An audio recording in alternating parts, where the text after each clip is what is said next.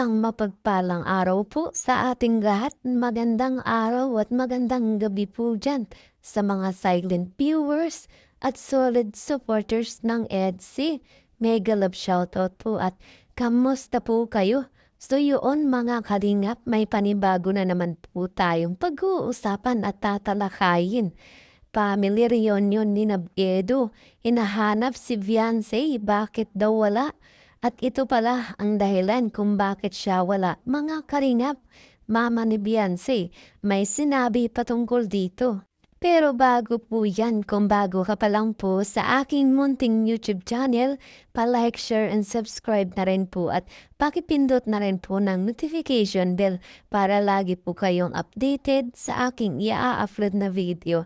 At paalala rin po bago po tayo magbigay ng ating mga komento at opinion, itapusin po muna natin ang kabuuan ng video para nang sa ganun akma po ang ating i-comment mga kalingap. At lagi ko rin nga pong hiling sa inyo, suportahan po natin ang mag-ama na matubang at napakaganda nga po yung ipinapakita nila sa atin.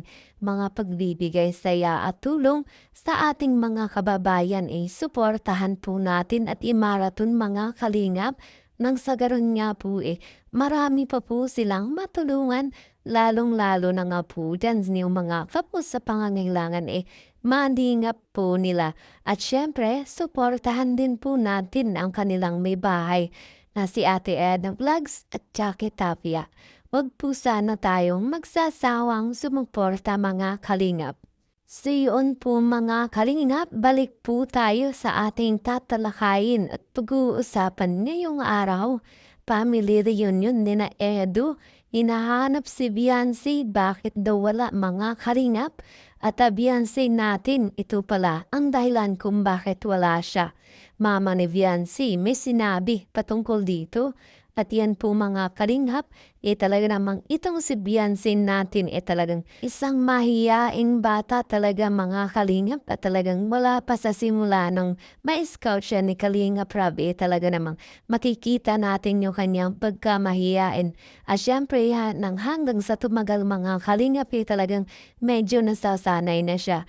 At so yun nga po mga kalingap, pag-usapan po natin itong patungkol sa reunion ni na Edu.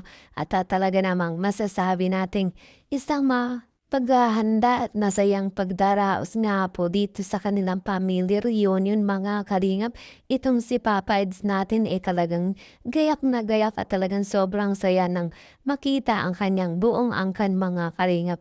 At syempre, good nga po dyan itong mga viewers natin o mga manonood talaga namang nag-abang dito mga kalingap at talaga namang tinatanong nila kung bakit nga raw po wala si Beyonce dito mga kalingap. So yun nga po mga kalingap, itong si Beyonce natin talagang alam niya yung kanyang limitasyon bilang isang love team ni Kalingap Edu. At si Beyonce nga po talagang hanggang doon na lang muna sa ngayon mga kalingap. At syempre, family reunion nila Edu at talagang si Beyonce natin ay hindi niya siguro kayang pumunta o makihalubilo dahil iniisip niya nga po ito ay isang family reunion at yun nga po sinasabi ko kanina mga kalingap, si Beyonce po talagang napakahiyain at siya nga po talagang hindi pupunta doon mga kalingap. Siyempre sa ngayon mga kalingap talagang hindi muna at siyempre darating din tayo sa tamang panahon itong si Whitey Beyonce natin mga kalingap. At sa ngayon nga po huwag muna po tayong masyadong excited at talagang tamang antay-antay muna tayo mga kalingap. Ayan mga kalingap, si Kalingap Edu na-late. Nagpapalaro pa doon sa loob. Ayan po mga kalingap, Tito Bas. Ayan si Edu. Si Tito Bas. Ay, malambot yan. Artista!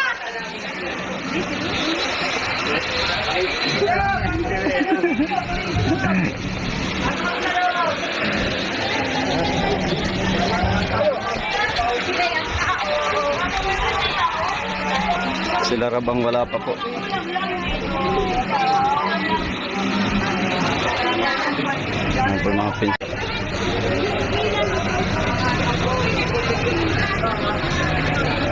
Pasok po tayo sa loob.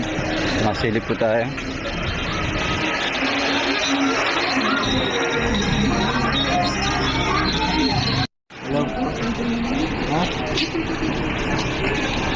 Hindi ko pa nakikita. Hindi ba ako nakatingin ulit?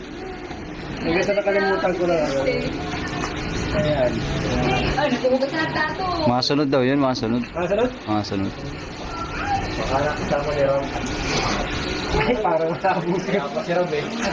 Sabi nga, hindi tayo rin eh, baka mabas pag bigyan din nga mo. Ayan o. Bubuhatin dyan. Sa likod. Ayan po mga kalingap. Dito na po sila kalingap, Rob.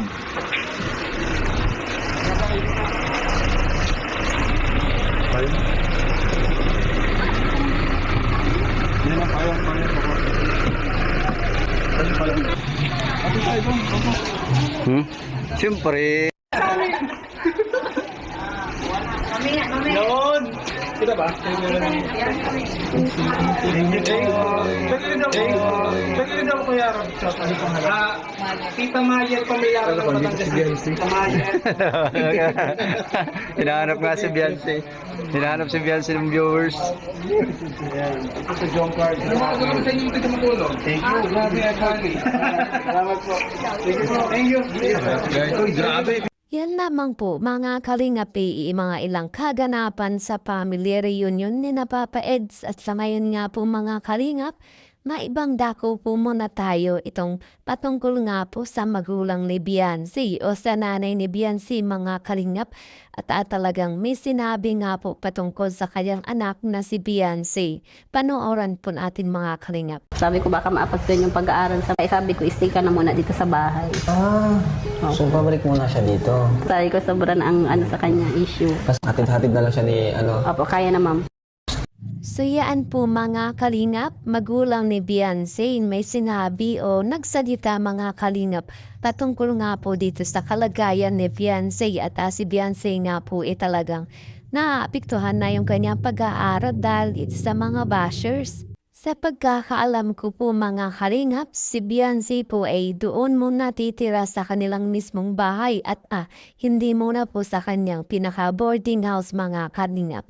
At talagang labis na po yung pag-aalalay ng magulang ni Beyonce para nga po dito sa kanyang anak mga Kalingap dito po kay Beyonce at talagang iniisip nila na baka sobrang maapektuhan dito si Beyonce sa mga bashers mga Kalingap at makikita naman talaga natin na ganun na lamang talaga yung pag-aalala ng magulang ni Beyonce sa kanya.